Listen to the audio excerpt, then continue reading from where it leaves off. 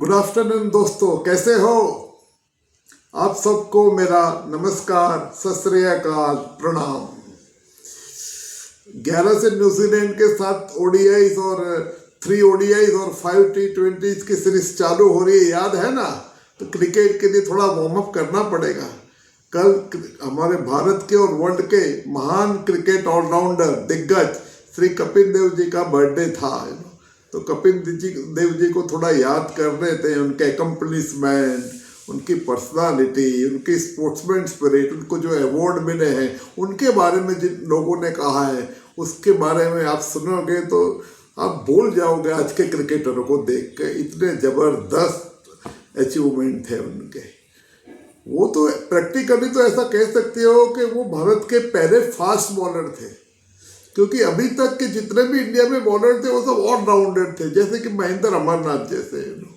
कोई fast bowler नहीं था। कपिल देव की स्पीड बहुत ज़्यादा थी और इंडिया के सबसे पहले फास्ट बॉलर थे। वो ऐसे ऑलराउंडर थे कि जो लीडिंग बॉलर थे। हमेशा उन्होंने इंडिया की तरफ से खेलते हुए बॉलिंग की शुरुआत पहले की। आप अभी देखो, रविंद्र जडेजा टेस्ट क्रिकेट के वर्ल्ड के नंबर 1 ऑलराउंडर है। क्या वो लीडिंग बैट्समैन है? नहीं। क्या वो लीडिंग बॉलर है? नहीं। बुमराह है लीडिंग बॉलर है।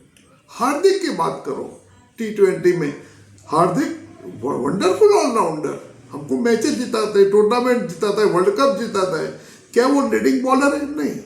क्या वो लीडिंग बैट्समैन है? नहीं। Kapil Dev was consistently throughout his career the leading bowler. Bowling की शुरुआत ही करते थे, सबसे ज्यादा विकेट भी वो लेते थे। इतने महान ऑलराउंडर की हम बात कर रहे हैं, जिन्होंने अपने कैरियर के अंदर जो दूसरे महान वर्ल्ड के ऑलराउंडर थे सबको बीट किया। कौन कौन थे? गैरी सॉबर्ट्स थे, इमरान खान थे, गैरी सॉबर्ट्स वेस्ट इंडीज के, साउथ अफ्रीका के कालिस थे, इंग्लैंड के इयान बॉथम थे। सोचो ये कितने महान नाम हैं, लेकिन इनमें से किसी ने 400 विकेट के ऊपर लिए नहीं। 400 विकेट और 5000 रन के ऊपर का जो रिकॉर्ड तोड़ा है, ऐसा कोई भी नहीं था। कईयों ने 5000 के ऊपर रन बनाए होंगे, कईयों ने 400 के विकेट, ज़्यादा विकेट भी लिए होंगे, लेकिन ये जो कॉम्बो है, कॉम्बिनेशन, ये किसी ने अचीव नहीं किया। इसलिए वो वर्ल्ड के सबसे ग्रेट ऑलराउंडर थे। हमारा गौरव की बात है हमारे सबके लिए। और आप देखो कि 1983 में पहला वर्ल्ड कप में वो कैप्टन थे, तब उनकी उम्र 24 ईयर्स थी। 24 साल की उम्र में उन्होंने वर्ल्ड कप जीता, जो आज तक का वर्ल्ड रिकॉर्ड है। जिस भी टीम ने वर्ल्ड कप जीता उसके कैप्टन की उम्र 24 से ज़्यादा ही रही है। तो ये बहुत बड़ा एकम्प्लिशमेंट है। 24 ईयर्स की उम्र में कैप्टन बन के उन्होंने वर्ल्ड कप जीता, और क्या वर्ल्ड कप में परफॉर्म किया है। वर्ल्ड कप में जो टोटल रन्स हैं वो कोई बैट्समैन के नहीं थे, वो कपिल देव के थे, 303 थे।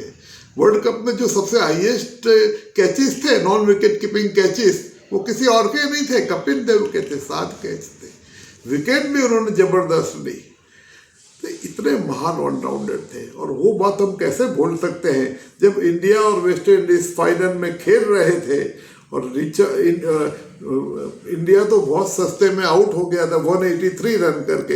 वेस्ट इंडीज़ के लिए वो बहुत ही इजी टारगेट था, और वेस्ट इंडीज़ बहुत अच्छी तरह खेल भी रहा था। विवियन रिचर्ड्स चौके छक्के मार रहे थे।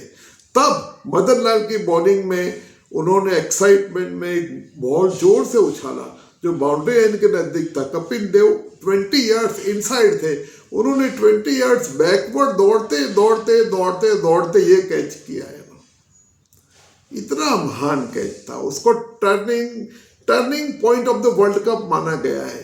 हमने देखा है सूर्य कुमार यादव ने भी बहुत बढ़िया कैच किया था, अमनजोत कौर ने भी किया था, लेकिन ये जो कैटेगरी इससे बहुत ही हाई लेवल का ये कैच था। बैकवर्ड दौड़ते दौड़ते दौड़ते बॉल पर नजर रख के जाके जिन्होंने क्रिकेट खेला है वो आसानी से मेरी बात अप्रिशिएट करेंगे। तो वंडरफुल थिंग। वो तो ठीक है, लेकिन इंडिया का सबका टीम वर्क, लीडरशिप देने की, उनका मोटिवेशन हाई रखने का, बीच बीच में हम मैच हारते भी वर्ल्ड कप में, लेकिन दूसरी मैच जीतनी। आप जिम्बाब्वे की बात करो, वो जिम्बाब्वे के साथ मस्ट विन मैच में जिसका अनफॉर्चुनेटली रिकॉर्डिंग नहीं हुआ क्योंकि बीबीसी में उस दिन मीडिया की स्ट्राइक थी। हाँ, ऑडियो रिकॉर्डिंग जरूर हुआ है। तो अपने तो करीब 60 पे 6 ऐसी कंडीशन थी और बहुत ही खराब कंडीशन थी, तब कपिल देव बैटिंग करने आए और उन्होंने अनबिलीवेबल 175 नॉट आउट किए। वो रिकॉर्ड तो अभी तक 2023 तक कायम रहा, जब ऑस्ट्रेलिया के मैक्सवेल ने तोड़ा। तो मतलब इतना बढ़िया, और वो मैच हमको जिताया, और वो मैच जिताया तो इंडिया का चांसेस सेमीफाइनल में कायम रहे। हम सेमीफाइनल में आए, फाइनल में आए और एकदम बढ़िया कैच किया, सब टीम को मोटिवेटेड रखा। बलविंदर सिद्धू के साथ भी थोड़ी प्रॉब्लम पर्सनल हुई थी, उनको भी मोटिवेट किया। सबको मोटिवेट करने में और डिसिप्लिन करने में कपिल देव का कोई जवाब नहीं था। और वर्ल्ड कप उन्होंने हमको जिताया, फर्स्ट वर्ल्ड कप विन। उसके ऊपर से 83 मूवी भी बनी थी, कभी हम उनकी बात करेंगे डिटेल में 83 में जो हुआ है। पर कपिल देव खाली बढ़िया बैट्समैन थे, बढ़िया बॉलर थे ऐसा नहीं थे, जबरदस्त स्पोर्ट्स पर्सन भी थे, स्पोर्ट्समैनशिप उनके अंदर बहुत थी। जैसे कि एग्जांपल देता हूँ, 1987 में ऑस्ट्रेलिया ने इंडिया के सामने खेलते हुए 268 रन बनाए थे। मैच खत्म हुई तो ऑस्ट्रेलियन कैप्टन ने अंपायर को बोला कि भाई एक हमारा 6 था वो 4 दिया गया था, आप चेक कर सकते हो। अंपायर ने बोला नथिंग डूइंग, एक बार जो दे दिया वो दे दिया, वो क्रिकेट का रूल है, सबको पता है। लेकिन उसने इंसिस्ट किया तो कैप्टन ने कपिल देव को बोला कि भाई ऐसा बोल रहा है। कपिल देव ने बोला कोई बात नहीं, 2 रन बढ़ा दो उनके, तो वो 268 के 270 कर दिए। और अनफॉर्चुनेटली इंडिया 269 में आउट हुआ। उनके 268 होते तो इंडिया जीत जाता, 270 तो हार गया। लेकिन हार के भी जीतने वालों को कपिल देव बोलते हैं। तो उनका ये रिकॉर्ड अभी तक याद है। और ये जो जेंटलमैन गेम बोली जाती है, उसमें तो जेंटलनेस धीरे धीरे कम होती जा रही है। बहुत ही बढ़िया है। इंडियन गवर्नमेंट ने उनको रिकग्नाइज किया था इतने बढ़िया पद्मश्री और पद्म भूषण से। क्या उनकी पर्सनल कैरियर थी, क्या ऑलराउंडर तरीके के, क्या कैप्टनशिप थी उनकी। विवियन रिचर्ड्स जो one of the greatest cricketer of the world batsman, and Dickie Bird one of the greatest umpire of the world, दोनों ने एक ही स्टेटमेंट दिया है कि अब तक का क्रिकेट का टेस्ट मैच का सबसे बढ़िया ऑलराउंडर और कोई नहीं। गैरी सॉबर्स नहीं, कालिस नहीं, बॉथम नहीं, हेडली नहीं, इमरान खान नहीं, और कपिल देव था। हमारे लिए कितने गौरव की बात है दोस्तों। We are proud of Kapil Dev. और कपिल देव ने यह यूथ को इतना इंस्पायर किया कि उसके बाद सचिन तेंदुलकर वगैरह निकल के आए, क्योंकि सबको पता चला कि हमारा क्रिकेट इंटरनेशनल लेवल में इतना हाई है कि हम वर्ल्ड चैंपियन बन गए। तब तक इतना मोटिवेशन नहीं था। हमको बार बार हारने की आदत, हमको जीतने की आदत किसने करवाई?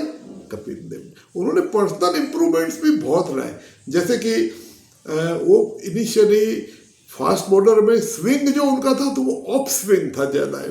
उनको देखा कि विकेट ज़्यादा लेने के लिए मुझे थोड़ा लेग स्विंग भी ट्रेन करना पड़ेगा, और लेग स्विंग के बाद उन्होंने यॉर्किंग में भी ट्रेनिंग ली, और फिर बहुत ही अच्छे लेग स्विंग यॉर्कर डाला करते थे, जिससे लेटर स्टेज में उन्होंने काफ़ी विकेट्स लिए। तो हमेशा पर्सनल इम्प्रूवमेंट में भी वो ध्यान देते थे, जो हर एक व्यक्ति को देना ही चाहिए। कोई भी स्टेज के अंदर आप कोई भी लेवल पे हो, ऑर्गेनाइजेशन में तो ये चीज़ सिखाई जाती है कि टारगेट बढ़ाए जाते हैं, लेकिन इंडिविजुअल के लिए भी ये बहुत ग्रेट लर्निंग है। आज हमारे बीच में है, वो 67 ईयर्स के हैं, उनको कोई मेजर रोल देना चाहिए, एडवाइजरी बोर्ड में लाना चाहिए, ताकि ये सब जो क्रिकेट टीम्स का सिलेक्शन होता है, उनकी ट्रेनिंग होती है, यंगस्टर्स का सिलेक्शन होते हैं, उनको उनकी एडवाइस काम में आए, क्योंकि इतने दिग्गज क्रिकेटर हमारे बीच में हैं। कई बार ऐसा बोला भी जाता था कि उनके और गावस्कर बीच में कन्फ्रंटेशन होते थे, लेकिन जब भी दोनों साथ में आए, दोनों ने बोला ये मीडिया का स्पाइक है, हमने कुछ नहीं, हमारे बीच में बहुत ही अच्छे रिलेशन थे, क्योंकि गावस्कर अपनी जगह महान थे, उनकी बैटिंग टेक्निक ज़बरदस्त थी, वो फास्ट बॉलर को आराम से हुक करके 6 मारते थे, जिस जमाने में हेलमेट का इन्वेंशन नहीं हुआ था। ऐसे करते करते उन्होंने 34 सेंचुरीज करके 10,000 रन बनाए। लेकिन बैटिंग और बॉलिंग का इतना अजोड़ कॉम्बिनेशन वर्ल्ड क्रिकेट ने आज तक देखा नहीं है, जिसको हम बोलते हैं दिग्गज। Haryana hurricane, world's greatest allrounder Kapil Dev. Thank you so much.